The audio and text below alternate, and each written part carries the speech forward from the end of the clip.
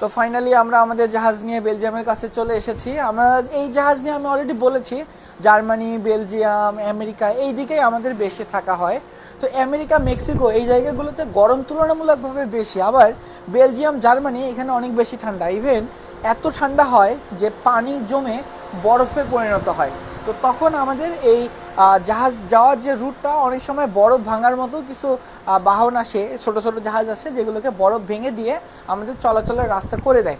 তো চিন্তাই করতে পারছেন এখানে কত বেশি ঠান্ডা। যদিও এখানে সেভাবে এখনও শীত পড়া শুরু হয় নাই, তবুও আমার গায়ের লোম দেখেন দাঁড়িয়ে যাচ্ছে, এত বেশি ঠান্ডা। এই যে স্পেশালি যে বাতাসগুলো, ঠান্ডা বাতাসের যে ফ্লোটা, এইটার জন্য এখানে থাকা খুবই কষ্টের। আজকে যদি সমুদ্রটাকে আমি আপনাদের একটু দেখাই, সুবহানাল্লাহ।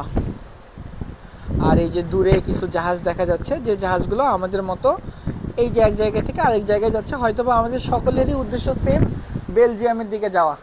তো ভিডিওটি কেমন লাগলো অবশ্যই কমেন্টে জানিয়ে দিবেন।